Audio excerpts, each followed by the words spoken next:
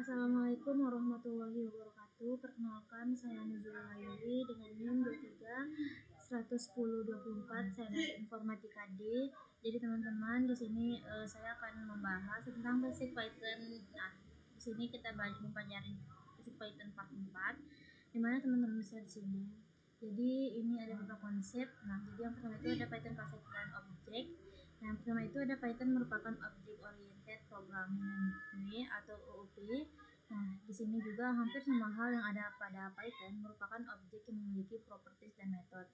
Nah, juga di sini kelas merupakan sebuah objek konstruktor atau blueprint untuk membuat sebuah objek. Nah, di sini teman-teman bisa lihat ada struktur kelas pada Python. Nah, misalnya di sini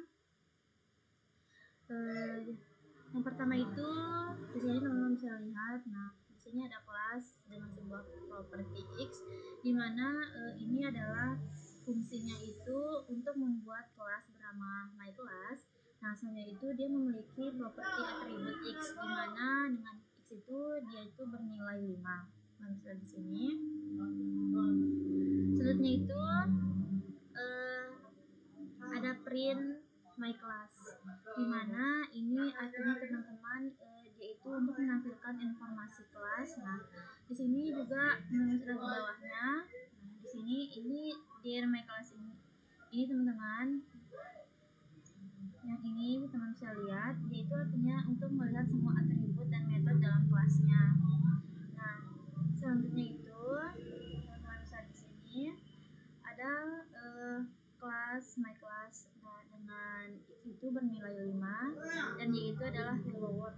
Jadi ini fungsinya itu untuk membuat objek objek dari kelas myClass gitu teman-teman.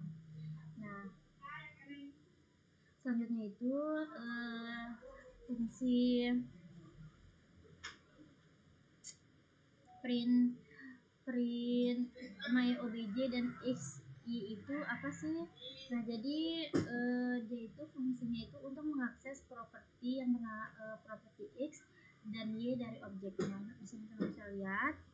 Nah, ini jadi yang print my obj x dan print my obj y ini dia itu untuk mengakses properti x dan y dari objek.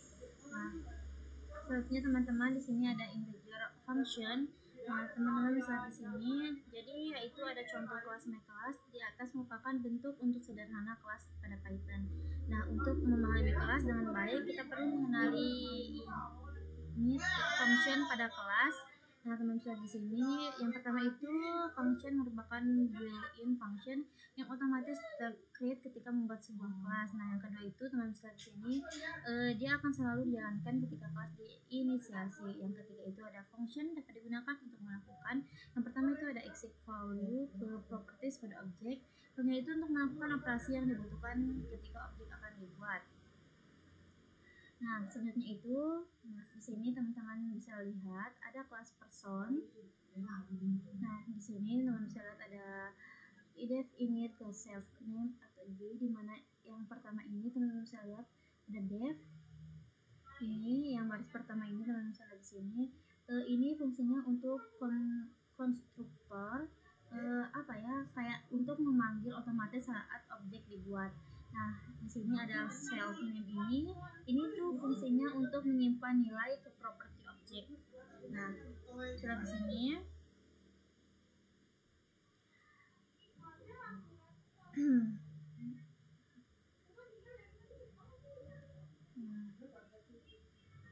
nah, di sini teman-teman bisa lihat ada person count 36. Nah, person yang ini yang pertama ini adalah teman-teman bisa lihat ini tuh fungsinya untuk apa sih? Jadi ini yang person 1 print person 1 name itu dia tuh fungsinya untuk membuat objek dengan nilai awal dan menampilkan data objeknya. Nah, selanjutnya itu ada objek method. Sebenarnya itu sebagai sebuah objek dapat berisi metode pada objek merupakan function yang dimiliki oleh objek. Nah, bisa di sini. Nah, jadi dia juga struktur function pada Python itu mengingat bisa di sini. Nah, jadi kita akan tambahkan sebuah metode kelas pada person di atas teman bisa di situ. ada ide yang pertama sudah di sini. Jadi yang ini teman-teman apa ya?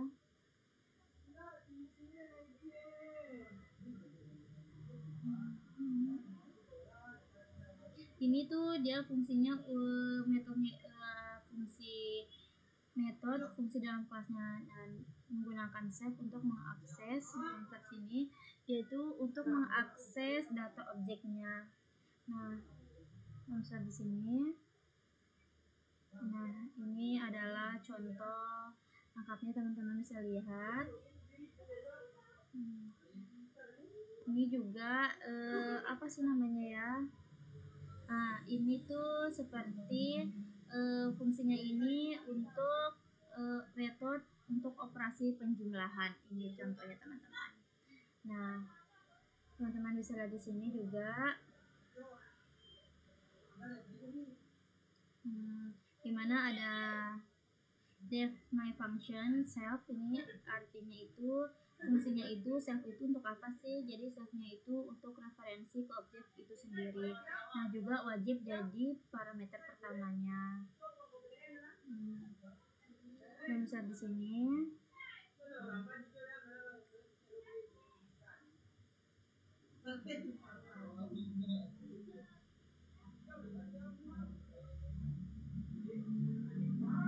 selanjutnya teman-teman bisa lihat di sini contohnya. Di sini teman-teman bisa lihat juga ada objek person 1 di mana person 1 36 12 67. Situ. Nah, ini tuh fungsinya untuk mengubah nilai propertinya ya, teman-teman. Nah, di sini print dir ini person satunya itu dia akan menampilkan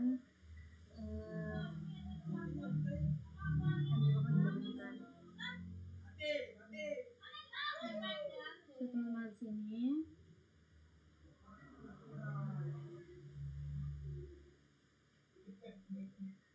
Nah, di sini teman-teman bisa lihat ada print dir person 1, dimana yang ini tuh fungsinya untuk apa sih? Jadi dia itu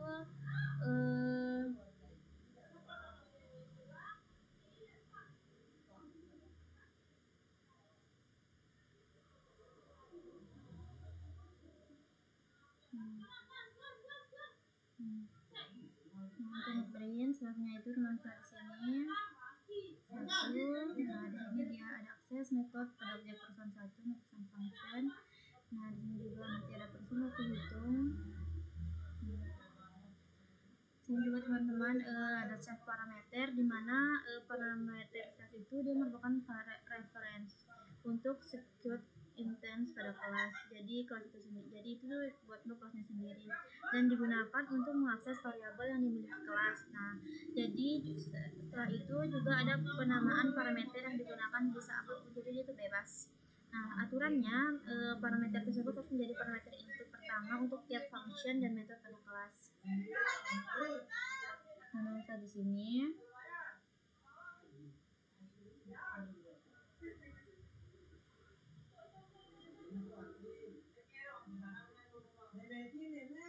Nah, di sini teman-teman bisa lihat contohnya. Nah,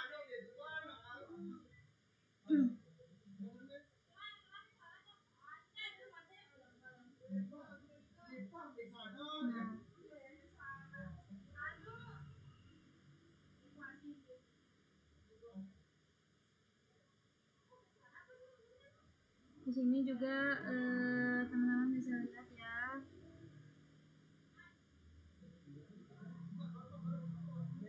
Ini contohnya.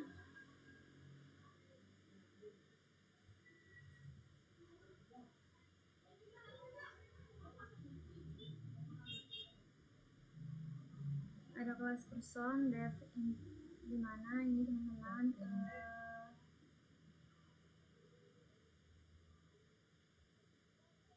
sudah di sini.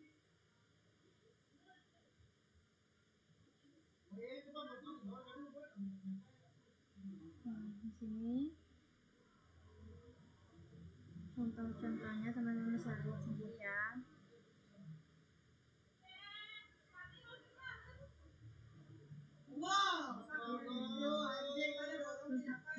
sini contohnya.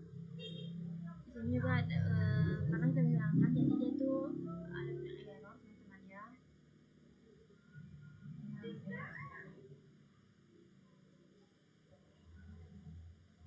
Stepnya itu teman-teman bisa lihat sini ada modif object properties. Nah, jadi ini properties pada objek dapat diulang dengan cara berikut. Nah, di sini teman bisa lihat.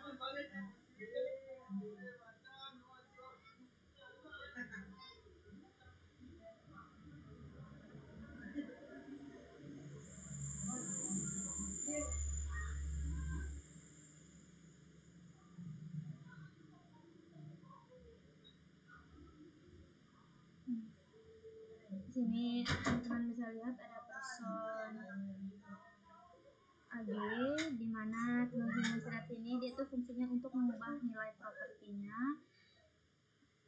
Di sini teman-teman bisa lihat.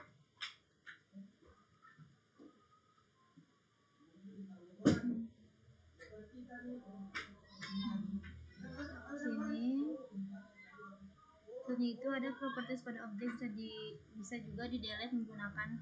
Jadi di sini ada penggunaan del, di mana itu untuk fungsinya itu menghapus objek. Teman-teman bisa di sini contoh-contohnya.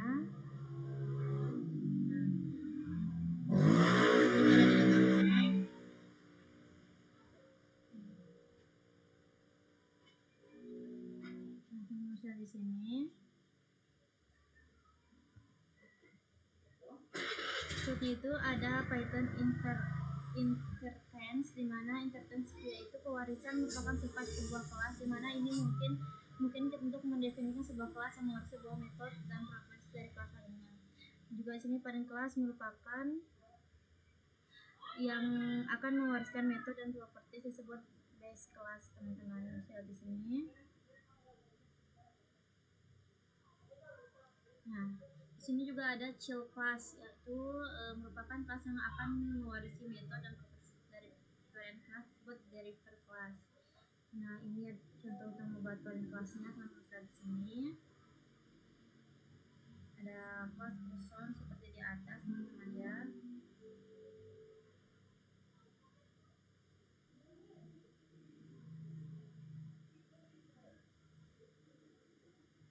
Di sini ini contohnya, dan ini juga contoh untuk membuat child classnya.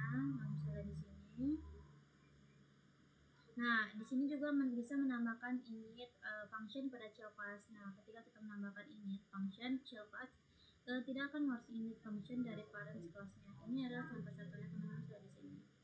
Jadi itu untuk mengatasi hal ini kita perlu memanggil init parent ke dalam init. Teman-teman sini ada child class agar init parent class tetap diwariskan ke child class meskipun kita menambahkan dari childnya. Nah, teman-teman sini. Selanjutnya itu ada super function. Apa sih itu? Jadi super function itu akan membuat child class mewarisi semua metode. Nah, dan juga keuntungannya itu kita tidak perlu menggunakan nama parent kelas untuk mewarisi metode dan propertiesnya. Teman-teman bisa di sini ya. Nah, seperti ini.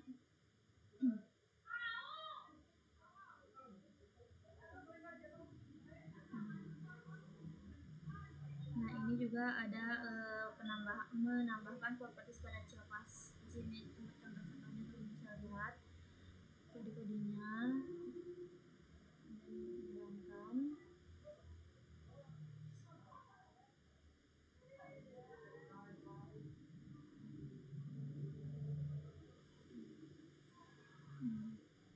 Bisa di sini.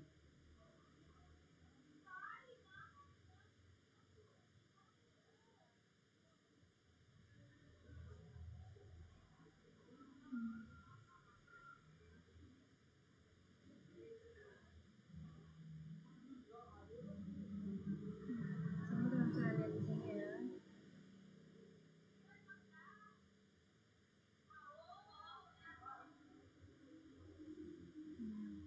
Di sini nah seperti itu ada multi class inheritance. Nah, di kelas ini ada class person, kemudian bisa di sini. Nah, Inilah contoh-contohnya teman-teman ya.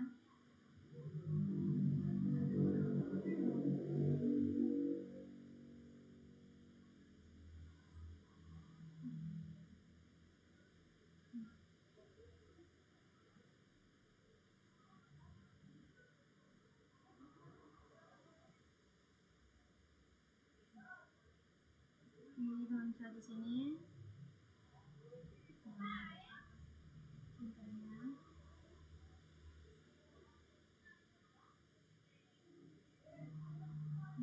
Nah di sini oh ya teman-teman bisa di sini ada Python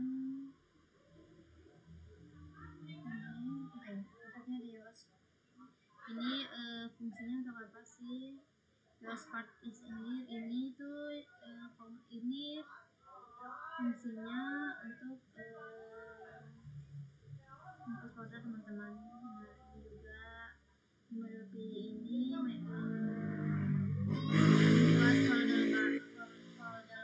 buat folder barunya. Nah di sini ada OS exit ini untuk apa ya? Untuk keluar. Nah jadi dan ada iOS MKDR ini. Ini tuh ini baru. Nah ini iOS Schedule CD ini dia itu untuk mengetahui lokasi sekarangnya teman-teman.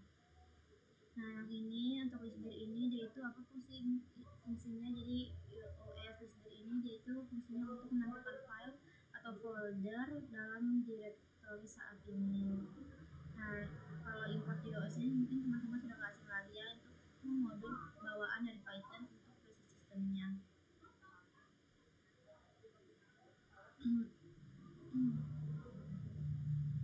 Nah di sini juga teman-teman bisa lihat. Nah di sini ada modul import greeting. Di sini itu nah